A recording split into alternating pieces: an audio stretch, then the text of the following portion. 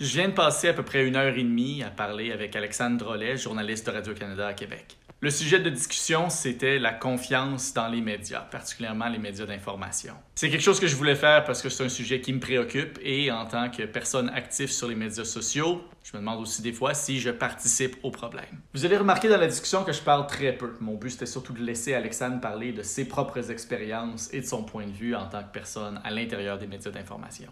Je voulais aussi vous laisser l'opportunité de juger par vous-même le contenu de ces réponses. Je pense pas que c'est cette discussion-là par elle-même qui va rétablir la confiance du public dans les médias, mais je pense que c'est un élément parmi plusieurs autres qu'on a à faire pour rebâtir cette confiance-là. Je remercie aussi Alexandre de s'être livré à l'exercice. Ça lui demandait beaucoup de courage et de vulnérabilité d'aborder certains des sujets qu'on va aborder. Tout le montage et les coupures que vous allez voir sont faits par moi pour aller à l'essentiel de ce qu'on a discuté. Ni Alexandre ou personne d'autre avait quoi que ce soit de contrôle là-dessus. Je vous remercie. Bonne écoute.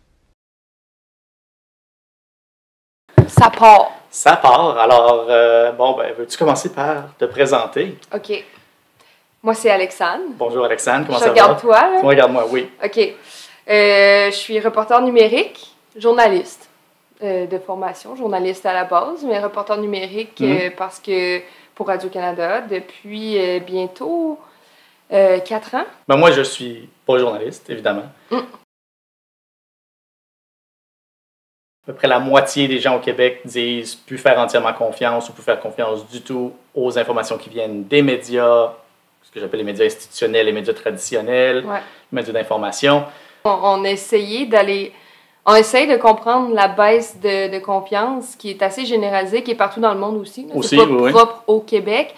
Puis je pense aussi qu'il y a une baisse dans la confiance des institutions en général. Fait que le Parlement, certains gros mammouths. Les institutions financières perdent la confiance, les institutions internationales, partout.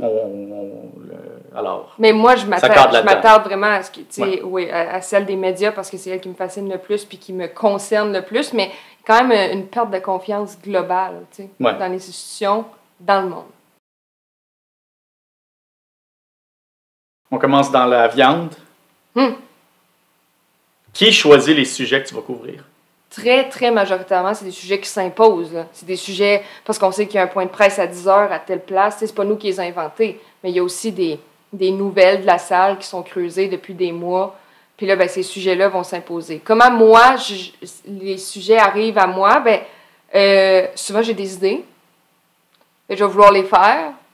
Puis il va falloir que je prouve à l'affectation, puis au chef de pupitre, que c'est d'intérêt public. Des fois, il y a des patrons qui vont venir nous voir, puis ça veut pas dire que les patrons nous imposent des sujets. Mais un patron va arriver puis va dire « Hey, dans le garde de tarif, j'ai pas encore vu rien qui se fait sur le maritime.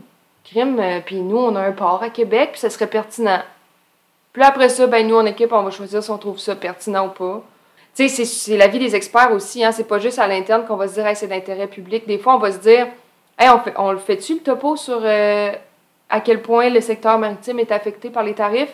On va appeler au port, on va appeler les 2-3 gars qu'on connaît qui s'occupent de ça. On va sonder un peu le terrain. Ah ouais, toi, t'as un cousin qui travaille. Ah ouais, puis lui, il est impacté, nanana. Fait que tu sais, ça va être à force de faire des appels que là, tu vas te dire ah ouais, ok, c'est d'intérêt public parce que ceux qui travaillent dans le domaine nous disent à quel point ça a des impacts dans leur vie, à quel point il y a des coupures de jobs qui s'en viennent, à quel point... Tu sais, fait que là, on va aller de l'avant. Il faut que tu démontres qu'il y ait un intérêt public. Ça, il faut que tu le démontres selon le jugement de qui et à qui? Selon les normes qu'on s'est données. Fait que des normes qui démontrent que... Je veux dire, est-ce que ça vient chercher le public, ce que tu dis, ou ça touche 3 ou 4 personnes? Fait qu'il faut s'assurer que ça touche beaucoup de gens, ce dont on va parler. S'il y a un désaccord, mettons, entre toi, tu penses que c'est d'intérêt public et quelqu'un d'autre dans la salle croit que ça ne l'est pas, qu'est-ce qui arrive? C'est qui a le last call, si tu veux? Il y a des patrons, si vraiment tu y tiens là, à le faire. Mais tu sais, moi, j'ai une chef de pupitre en qui j'ai vraiment confiance. Puis quand elle me nomme des raisons pourquoi c'est pas d'intérêt public, souvent, je l'accepte. C'est rare que le débat s'en va vraiment plus haut. Est-ce que ça t'est déjà arrivé de mitiger des propos, censurer, modifier des propos parce que tu voudrais plaire à des personnes externes? Je pense à des sources potentielles, accès à des politiciens, publicitaires même? Moi, ultimement, là, au fond, moi, j'aimerais ça que, que tout le monde m'aime, que les politiciens... Moi aussi, j'aimerais ça que tout le monde m'aime, mais c'est pas possible. Non, mais j'aimerais ça que les politiciens, ils m'aiment, puis qu'ils veulent faire des entrevues avec moi, puis j'aimerais ça autant que Christian Dubé, que Geneviève Guilbeault, que François Legault, ils se disent « Ah, ben si je veux parler aux jeunes, je vais aller voir Alexandre, non. » Mais François Legault, la fois que je l'ai fait, j'avais des questions plus corsées, puis tu vois, je sais pas à quel point je vais leur faire, puis pourtant, là, c'était zéro une entrevue comme comme Sébastien Bovet ou Véronique Prince aurait pu faire, là, ça n'a pas rapport, là. Mais je pense qu'ils pensaient que ça allait être quand même relax au iPhone avec la petite jeune journaliste. Puis j'avais 4-5 questions qui rentraient plus dedans. Puis, tu sais, là, on me répond plus pour quoi que ce soit pour m'asseoir avec François Legault, là. Fait que je sais que je te parle du premier ministre du Québec en ce moment puis qu'il va pas s'asseoir avec moi chaque semaine. Mm. Mais, ultimement, il y a quand même... J'aurais vraiment pu rentrer dans le bureau de François Legault, juste poser ma petite question sur Hydro-Québec, être quand même assez relax. Il m'aurait vraiment aimé puis il m'aurait redit oui dans 6 mois. Puis j'aurais eu une belle relation avec le cabinet de François Legault. Je dis pas que j'ai pas une belle relation avec le cabinet de François Legault. Je dis juste que la seule fois qu'on m'a donné accès à François Legault, j'ai posé des questions peut-être plus corsées que ce à quoi il s'attendait. Puis aux dernières nouvelles, j'ai jamais pu y reparler. Tu sais, mais ultimement, t'as tout le temps le choix d'être plus smart avec les politiciens puis qui t'aiment. Mais moi, je sais pas trop qu'est-ce que ça me donne que François Legault m'aime puis que c'est à moi qui veut donner une entrevue parce que ça veut un peu dire que je suis pas si hot comme journaliste. Est-ce que tu penses que des jeunes journalistes qui font le choix d'être soft pour justement avoir plus d'accès aux politiciens puis générer plus d'intérêt, que ça aide leur carrière? Ben, pas des journalistes de Radio-Canada, La Presse, TVA, Le Soleil. Jamais j'ai vu ou entendu ça. Puis si c'est déjà arrivé qu'ils ont voulu faire ça, ben, ils ont sûrement plus vraiment de job ou ils couvrent pas le Parlement, là. Je pense à la pandémie, par exemple, quand on ne savait pas ce qui se passait. Il y avait beaucoup d'idées qui viraient dans tous les sens. Est-ce que c'est déjà arrivé que toi ou que tu vois quelqu'un qui se fasse dire de retenir certaines informations parce que ça allait contre les consignes sanitaires, parce que ça allait contre l'ordre public, parce que ça allait contre le message qu'envoyait la santé publique, par exemple? Plusieurs choses à dire sur la pandémie. Premièrement, moi, j'ai entendu plusieurs patrons de Radio-Can dire à quel point il a fallu apprendre de ça. Les médias sont allés vite. Beaucoup de gens sont allés vite sur plusieurs choses pendant la pandémie. On était dans le néant. On n'a jamais retiré l'opinion de quelqu'un, mais il y avait des gens qui disaient des choses dangereuses aux yeux des experts. Puis en tant que journaliste, on n'est pas expert en santé, là. Fait qu'on interviewe des experts. Puis si tu as 4 experts sur nos ondes qui disent que c'est dangereux de faire des soupers à 10, ben c'est pas juste parce que le gouvernement vient de sortir pour le dire, là, c'est qu'il y a plein de médecins qui se mobilisent puis qui ont les 2 bras dedans qui nous disent que c'est dangereux. Fait qu'après ça, est-ce que je vais aller donner le crachoir à quelqu'un qui dit « Non, on fait le party » pour être sûr d'avoir quelque chose de balancé? Je pense pas. Après ça, est-ce qu'il y a des choses à apprendre de la pandémie puis de la manière que ça a été couvert? Puis à quel point on a mis en onde beaucoup de gens avec la même opinion, beaucoup de gens qui étaient pour les vaccins sans jamais ultra méga se questionner. C'est sûr qu'il y a eu un travail qui se fait encore là, de tous les médias là, sur comment le début puis tout au long de la pandémie, on a couvert ce virus-là parce qu'il y en a eu des failles. Ouais, sans parler que de la pandémie, nécessairement, on ne peut pas parler de confiance dans les médias sans parler de la pandémie. Tu dis qu'il y a eu des leçons qui s'apprennent. Comme quoi? Peux-tu aller un peu plus en détail là-dessus? Mais tu sais, comme je te dis, je pense qu'il y a certains moments où plusieurs médias sont allés trop vite, dans le fond. Puis ça veut pas dire qu'ils se sont trompés, mais ça veut dire que dans une période plus normale, on aurait pris plus le temps de vérifier d'où c'est que ça sort, cette nouvelle découverte-là, ce nouveau vaccin-là, ces nouvelles façons de faire les choses, ces nouvelles... Tu sais, tout le monde a appris de la pandémie, puis c'est un peu tough de mettre des exemples, encore à ce jour, de mettre des exemples concrets sur ce qu'on a fait de mal, parce qu'ultimement... ultimement, on n'a pas encore de preuves à ce jour que ça a donc bien été mal de dire aux gens de rester chez eux. De toute façon, c'était un message qui était relayé par des instances plus hautes que nous. Puis quand on disait d'entrée de jeu qu'il y a une perte de confiance envers les médias, cette perte de confiance envers les institutions est arrivée pas mal en même temps aussi. T'sais. Ne serait-ce que parce que c'est la première fois que les gouvernements nous disaient autant quoi faire. Fait que quand t'es journaliste, tu relais l'information, puis elle venait pas de nous. Là. C'est pas Radio-Can puis TVA qui disaient aux gens qu'il fallait laver leur épicerie. C'était des experts sur nos ondes qui disaient ça, tu sais. Après ça, est-ce qu'on aurait dû vérifier à quel point c'est vrai qu'il fallait laver notre épicerie? Ben ça commençait à être tough, tu sais. Après ça, moi, je pense qu'il y a une part de responsabilité qui est pas à 115% juste pour les médias, puis en tant que public, tu peux te faire ta propre opinion avec différentes sources, tu sais. Si on avait su ça pour la COVID, là, qu'on en avait là, pour 2 ans et demi, 3 ans, peut-être que première semaine, on aurait fait « Hey, wow! On peut-tu, genre, comprendre ça va être quoi notre mandat? » Puis revenir à la base sur l'essentiel, puis pas faire tous les angles, puis pas épeurer le monde pour rien. Mais on savait pas. T'sais, on savait pas. Personne ne le savait. Tu as commencé pendant la pandémie, si je ne me trompe pas? Ouais, j'ai terminé mon bac pendant la COVID. Ben, la COVID commençait la semaine que j'ai terminé mon bac en journalisme. OK.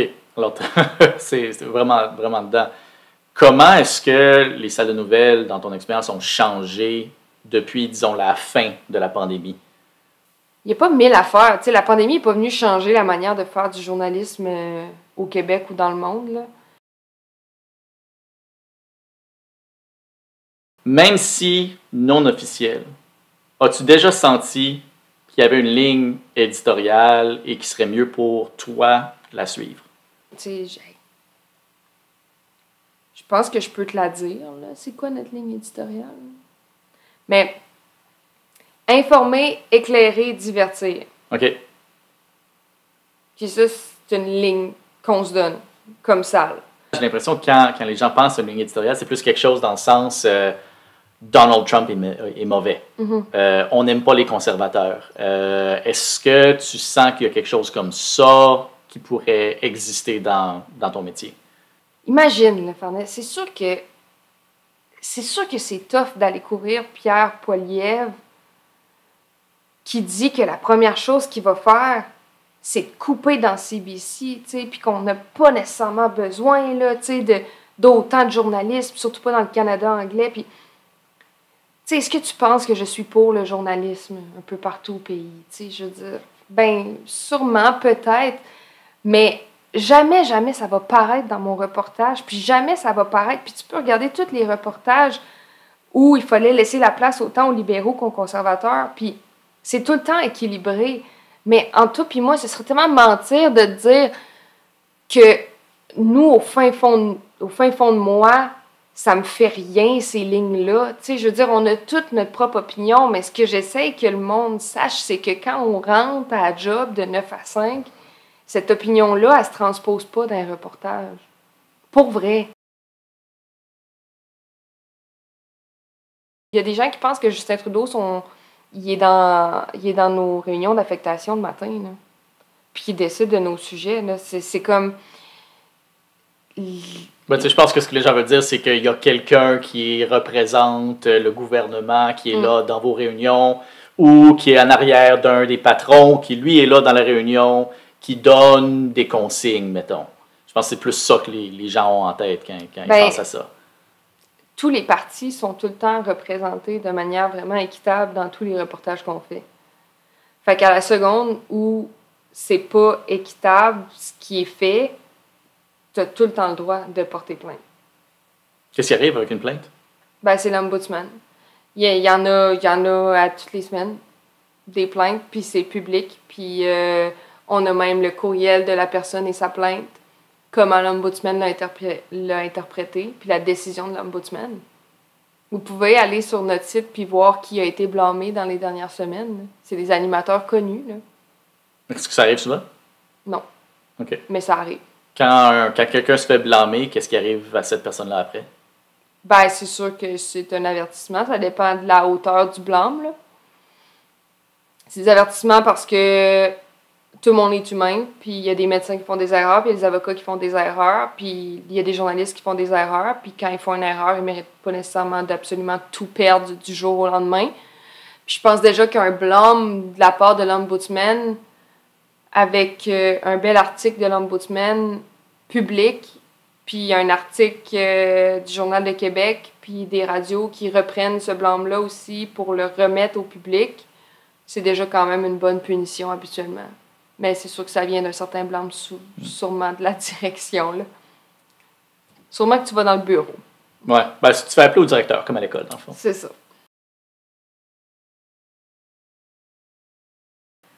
As-tu généralement confiance dans le travail journalistique des autres médias pour lesquels tu ne travailles pas? Oui. Aussi simple que ça, oui, carrément.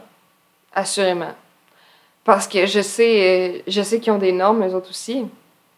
Je peux trouver que des fois, la compétition peut avoir un titre que nous, on n'aurait jamais mis, ou une de journal que, je veux dire, on ferait jamais ça à Radio-Can, mais après ça, eux, ils ont leur propre ligne, puis leur propre façon de faire, mais je trouve vraiment pas que, parce que je travaille pas pour ce média-là, ils ont des croûtes à manger. C'est aux gens de faire la distinction entre du journalisme puis de l'opinion. Puis je pense qu'il y a un devoir des médias de le rendre plus clair. Ce n'est pas encore assez clair. Tu as fait des vidéos là-dessus, tu sais, sur RDI. Des fois, c'est tough. C'est-tu des journalistes qui nous parlent ou c'est de l'opinion? Tu sais, on a encore une job à faire dans les textes aussi. Tu sais, quand tu lis le Journal de Québec, c'était-tu un journaliste qui a fait un gros travail de fond ou c'est un texte d'opinion? Ben, il est écrit opinion en haut à gauche, il fallait le lire. Tu sais, Moi, c'est un de mes chevals de bataille. J'ai l'impression que l'opinion, l'information, il y a peut-être un trop gros mélange. Il y a un travail à faire. Vraiment, vraiment. Oui. Comment tu penses, et je te pose la question spécifiquement à toi parce que tu es dedans, là. Comment tu penses que les médias réagissent à la réalité des médias sociaux, à la réalité de ce que moi et d'autres personnes comme moi font? Comment tu vis ça? Moi, tu sais, j'ai souvent regardé ce que tu fais avec vraiment beaucoup de jalousie. Là. En mode, je peux-tu juste expliquer la nouvelle en coton ouaté en 1 minute, puis qu'on le publie, puis s'il y a une faute dans le sous-titre, c'est pas la fin du monde, on s'en fout parce que go! On peut pas faire ça. Il peut pas en avoir de faute dans nos sous-titres. Fait que ça, c'est long. Puis, il peut pas en avoir de faute, finalement, de fait, parce que on n'a pas choisi le bon mot. Il peut pas en avoir d'anglicisme. Il peut pas avoir d'entrevue quand tu parles d'un sujet aussi complexe que la loi sur la laïcité ou un projet de loi. Il peut pas avoir de clip. C'est essentiel. Il peut pas avoir pas de point de vue. Il peut pas juste avoir un explainer. Tu sais, ça prend de la matière. Tu peux pas être signé. Il faut qu'il soit écrit Alexandre Drolet, journaliste. Ça fait partie. Il faut qu'on aille le logo. Tout ça. Bon, ben, ça prend 4-5 heures. Fait que j'arrive après toi. Est-ce qu'une solution, ce serait de justement se demander, est-ce qu'il faut vraiment toutes ces choses-là? Et tu sais, on parle de la confiance, là. Les gens semblent ouverts à avoir confiance à des gens qui n'ont rien de tout ça. Alors, est-ce qu'il y a une discussion à l'interne à se poser la question? Est-ce qu'on a vraiment besoin de tout ça encore? Ben, on peut s'apposer la question, mais ultimement, peut-être qu'on a besoin de la moitié de ce que je t'ai dit. Dans le sens, tu sais, il y a peut-être des trucs à délaisser pour aller un peu plus vite, mais est-ce que c'est vraiment ça le mandat de Radio-Can, de TVA, du Devoir, d'essayer d'embarquer dans l'arène? Tu sais, toi, as-tu déjà fait une scène avec tes vidéos? Non. C'est parce qu'on peut pas, nous autres. Moi, c'est ma vie, là. C'est mon salaire, ça, là. Puis je sais pas comment ils vont me payer, moi, là. Dans 5 ans, s'ils me disent juste « fais comme Farnell ». OK, mais l'argent rend tout, là. Tu sais, mettons, je pourrais le faire, là, je pourrais mettre un logo de Pizza Salvatore dans le coin puis gagner ma vie à faire ça. Puis il n'y aurait pas plus de Farnell Morisset, pas journaliste dans le coin. Ben, je sais pas. Je sais pas si Pizza Salvatore veut te sponsor puis veut te payer pour que tu crées des reportages et du journalisme. Il y en a qui commencent à le faire. Fait que si jamais il y a un... Puis là, on dit pas qu'il y en a, là. Non. Si jamais il arrive quelque chose avec la famille Abatiello, ben, tu peux pas les couvrir. C'est eux qui te payent. La critique pourrait se faire pour les pubs qui passent à TVA, d'abord. Dans quel sens? Ben, je veux dire, si Ford achète des pubs à TVA, on a quand même confiance que TVA va rapporter s'il y a un problème avec les autos Ford. Non, parce que la pub est complètement externe. Il n'y a pas un journaliste qui a mis sa face dans la pub. Il n'y a pas un journaliste qui a négocié le montant de la pub. Il n'y a pas un journaliste, tu sais. Il y a tous les annonceurs qui annoncent à RDI. Moi, je m'en fous, là. Si le groupe Germain, si le Château Frontenac, si Salvatore, ils annoncent à RDI, moi, si ça pète dans leur entreprise, s'ils font faillite, s'ils font n'importe... En fait, tu es complètement isolé de tout ce qui est vente de pub. Oui, parce que c'est un gros département de communication, de gestion, de marketing, de vente qui est complètement indépendant. Fait qu'après ça, tout ce que les ventes fait pour vendre de la pub à la radio, à la télé, ça me touche zéro puis une barre en tant que journaliste. Est-ce que ça monte jusqu'en haut dans ton expérience? C'est cette espèce de mur chinois-là entre les ventes d'un côté qui s'occupe de tout l'argent puis le journalisme qui s'occupe de l'intérêt public? Oui, assurément, mais ça revient souvent au fait de dire, Farnell, qu'on est humain, puis que ça se peut que tu en aies un conflit d'intérêt. Puis si tu en as un, ben tu seras juste pas le journaliste sur le dossier.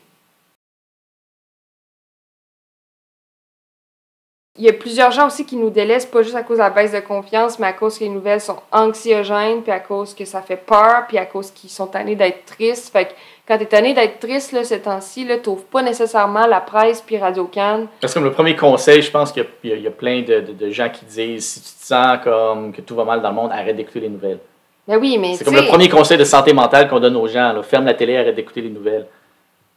Fait qu'être moins informé, ça c'est... Ben, moi, ma réaction, c'est ça. Là. Je pense pas que ce serait pas mal plus sain de dire aux gens, apprends à gérer, prendre un pas de recul tout en restant informé. Là, mais... Dose un peu. Ouais. Dose un peu, mais tu sais, de pas savoir ce qui se passe dans le monde pour t'aider à gérer ton anxiété. En tout cas, moi, c'est pas comme ça que je fonctionne. Puis je sais pas ça va être quoi l'avenir de notre société si notre mot d'ordre, c'est de se dire « Hey, informe-toi pas, ça fait du bien. » Ouais. Ça fait dystopique un peu. Là. Non, s'informer, c'est cool. C'est à plus petite dose des fois, au pire. Mais, Caroline, tu sais, c'est parce que là, on se ramasse avec des gens de 22 ans qui savent pas c'est qui Bruno Marchand, là. C'est un peu capoté.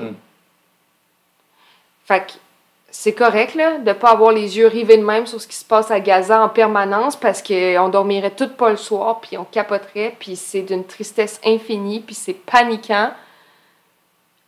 Mais, Caroline, tu peux pas rien savoir de ce qui se passe dans ta ville, dans ton pays, puis à l'international, jamais, parce que toi, ta solution à ton anxiété puis ta santé mentale, c'est de pas t'informer. Une journée que tu vas moins bien, OK, fine, 2 jours, 3 jours, mais tu sais, reconnecte-toi, rebranche-toi, là. L'information, c'est vital, puis je sais pas pantoute dans quelle société on va vivre si nos jeunes et nos moins jeunes décident qu'ils coupent toute information ou qu'ils ne font que suivre des sources pas fiables sur les réseaux sociaux.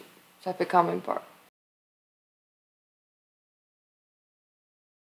Puis moi, plus le monde aime s'informer, mieux je me porte le soir. Pour que toi, tu dormes bien, il faut que les gens écoutent les nouvelles. Pas qu'il y ait boycott, c'est capoté. Et ouvrez vos applications d'infos une fois de temps en temps. Là. Ou tu sais, sur TikTok, suivez là, quelques journalistes. Là. quelques médias d'information, parce qu'à un moment donné, on va élire un premier ministre au Québec, vous n'allez pas savoir c'est qui. Aïe, aïe. Peux-tu t'imaginer ça? Je sais pas trop, là, mais... Moi, ça fait le tour. OK. Je pense que... S'informer, c'est cool. S'informer, c'est cool. Faites-le avec qui vous voulez. Mais Quand faites-le. vous voulez. Ouais, mais faites-le. Ben, merci, Alexandre. Merci. Je vais mettre mon enregistreur à off. Ça va être vraiment trop long pour que tu gardes ça, là.